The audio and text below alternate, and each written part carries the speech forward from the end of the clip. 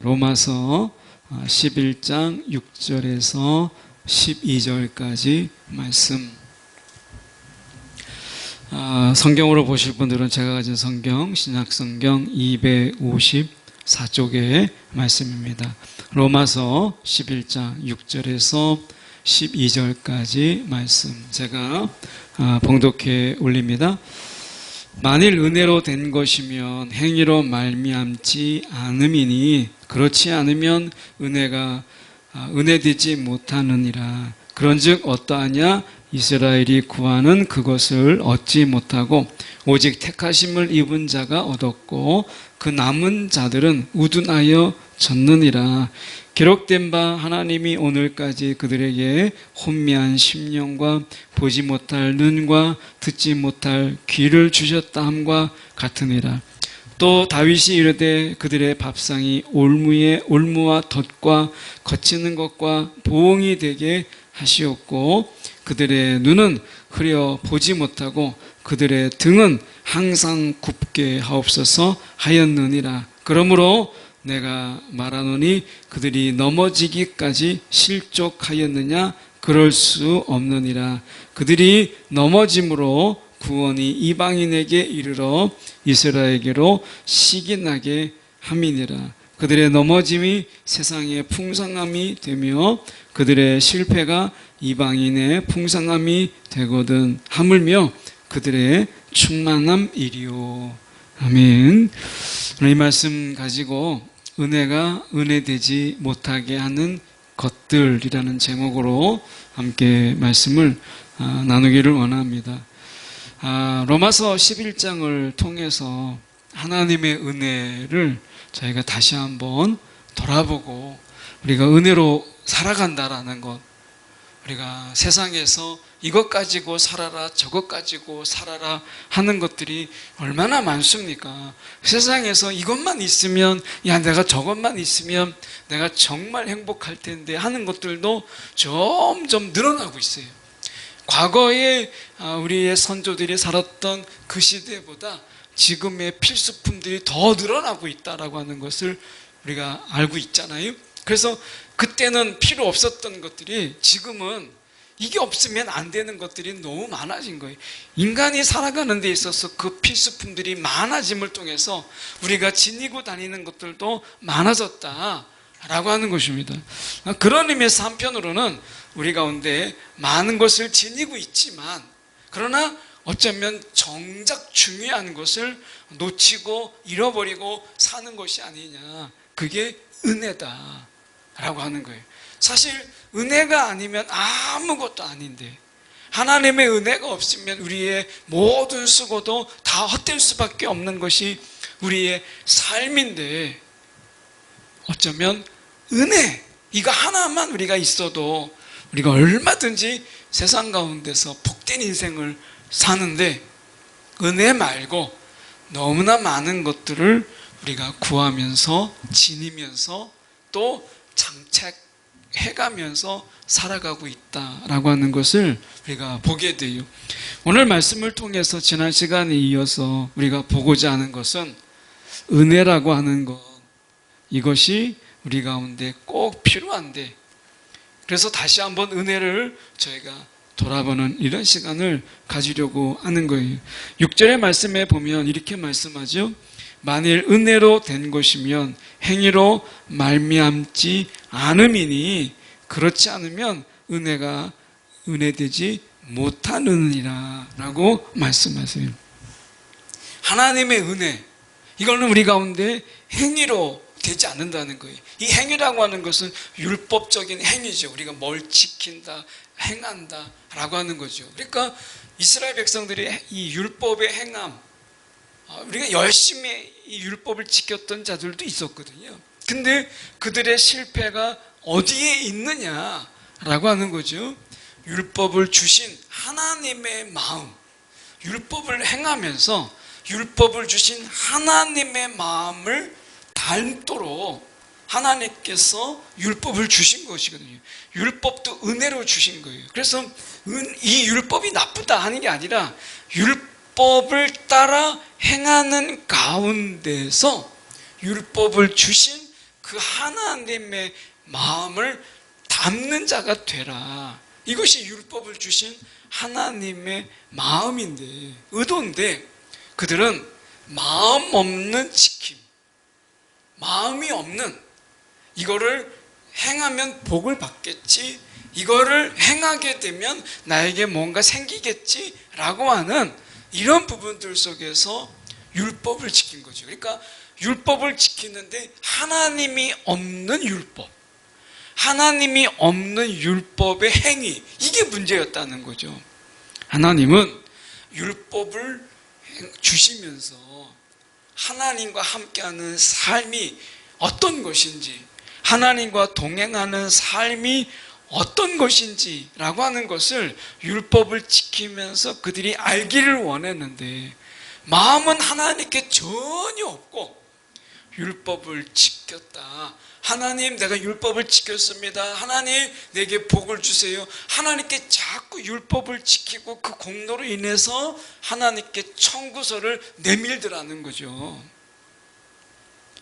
율법을 지키고 율법을 행할 수 있는 게 이미 은혜인데, 그들에게 있어서는 율법을 행하는 것이 하나의 청구서로 작용을 한 거예요. 그래서 내가 이만큼 했으니까 하나님 내게 이만큼 주셔야 됩니다 라고 마치 맡겨놓은 것을 찾는 것처럼 하나님께 계속해서 청구서를 내미는 거였어요.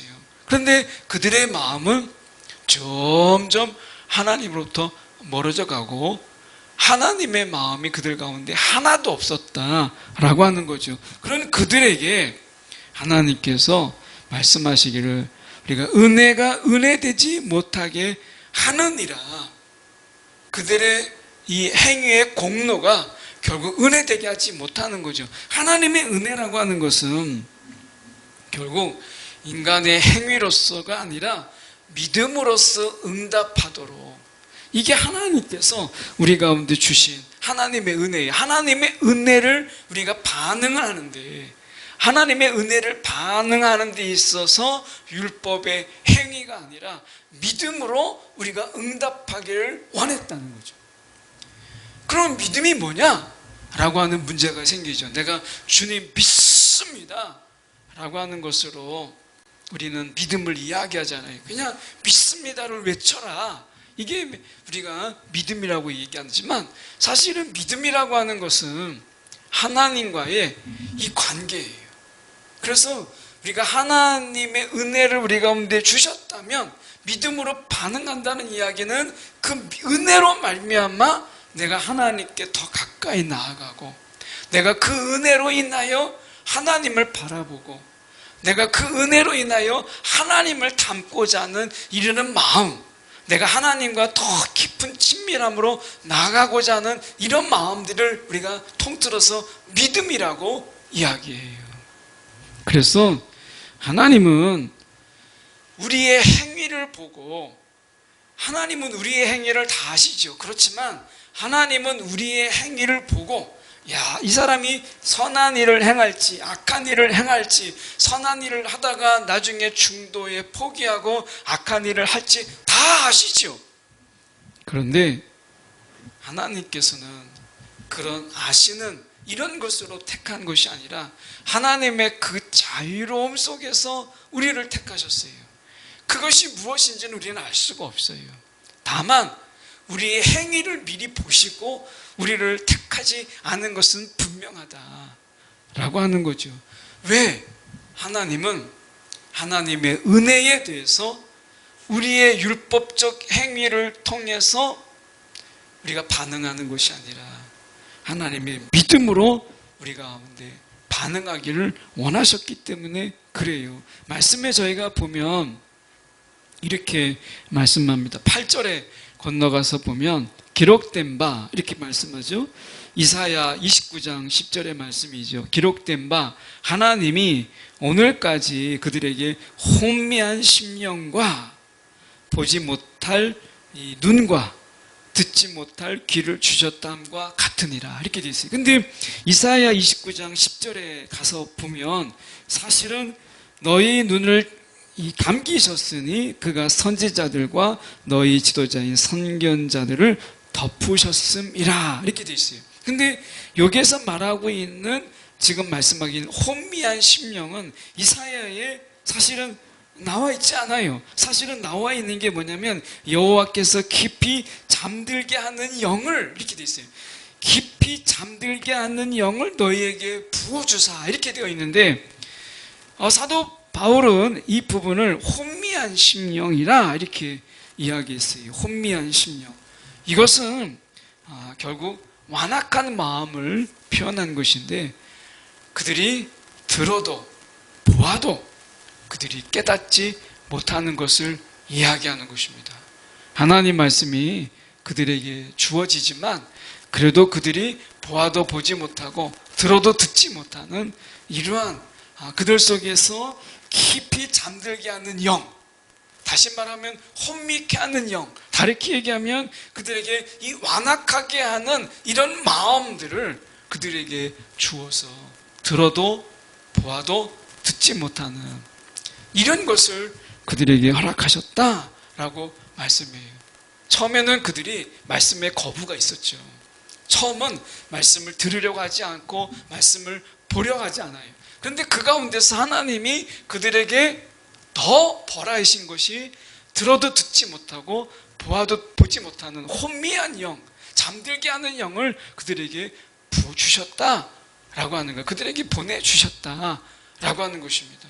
결국 하나님께서 말씀하시는 것은 무엇이냐면 그들이 율법의 행위로 반응하지 않고 그냥 듣는 대로 흉내만 내고 본대로 형식적으로 행하는 것, 이것이 아니라 믿음으로 반응하기를 원하신 것이죠.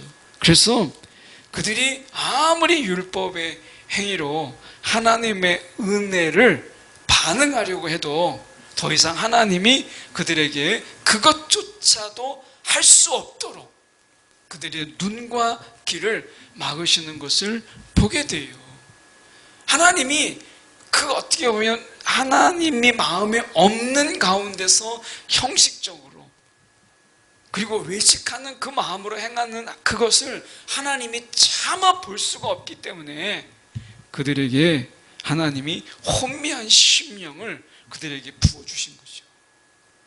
오늘 우리의 삶 속에서 하나님이 이렇게 우리 가운데 잠들게 하는 영, 이 혼미케 하는 영을 하나님이 우리 가운데 부어주시는데도 자꾸 내 마음은 없으면서 내가 하나님께 복을 받는다는 이유로 그래서 우리가 하나님을 우리가 율법적으로 이렇게 행하고 내가 저렇게 행하고 하는 이런 부분들에 대해서 미련하게 하나님은 아니라고 하는데 계속해서 그렇게 하려고 하는 지금도 많은 우상들에게 그렇게 반응하잖아요. 하나님은 많은 우상들 앞에서 반응하는 세상의 많은 종교인들과 똑같이 하나님께 반응하기를 원치 않으셨어요. 하나님은 하나님의 은혜에 대해서 우리가 은혜로운 그 믿음의 은혜로 하나님께 반응하기를 원하셨다라고 하는 것입니다. 여러분, 오늘 우리는 하나님이 주신 은혜에 내가 어떻게 반응하고 있는가 돌아봐야 돼요.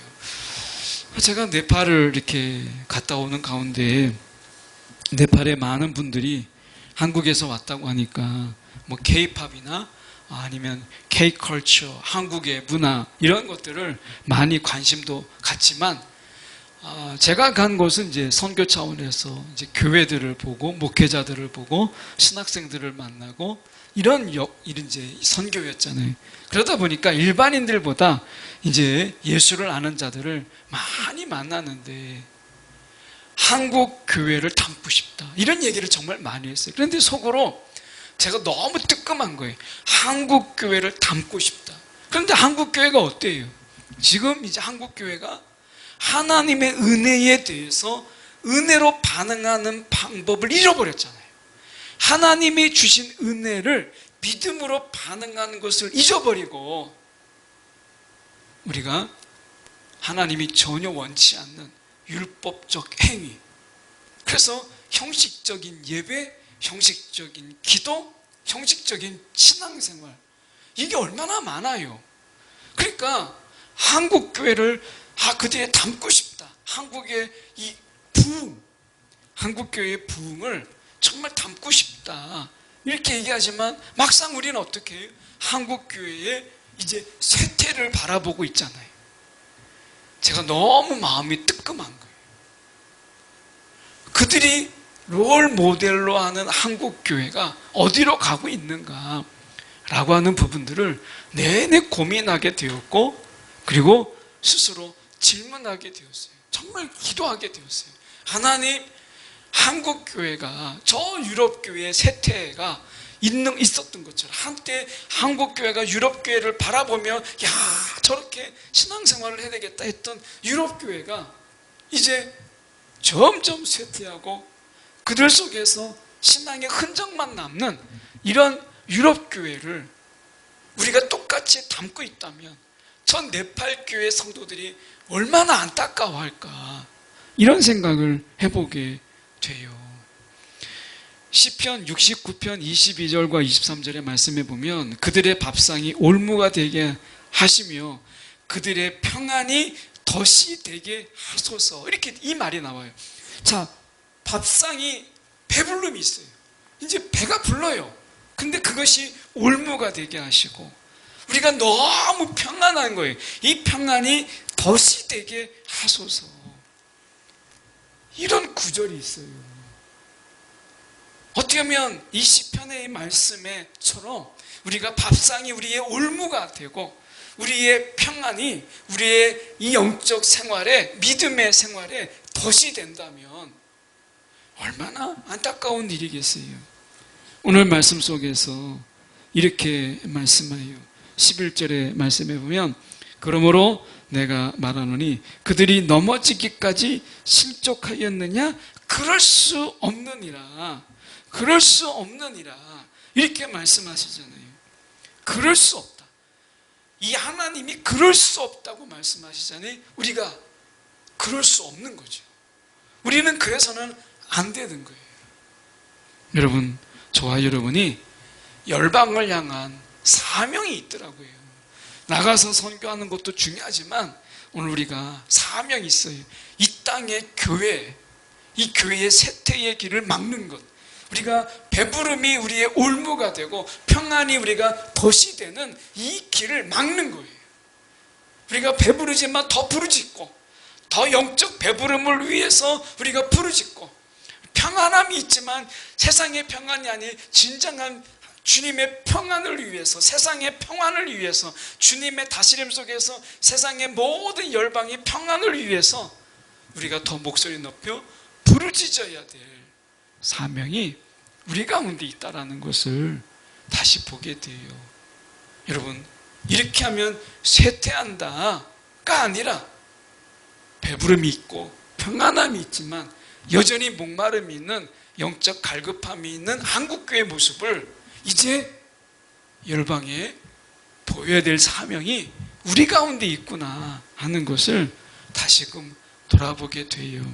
여러분, 은혜가 은혜 되게 하지 못하는 것은 단순하게 영적인 우둔함뿐만 아니라 종교적인 율법의 행위를 하려고 하는 열심, 종교적 열심뿐만 아니라 우리의 배부름과 또한 우리의 거짓 평안에 우리가 속을 수 있을 때, 속게 될 때 그게 은혜가 은혜되지 못하게 하는 여러 요소들 중에 하나인 것을 기억하면서 오늘도 여전히 하나님의 은혜가 은혜로 받아들일 수 있는 이 믿음이 우리 가운데 변치 않도록 우리가 구하는 이 밤 되기를 원합니다.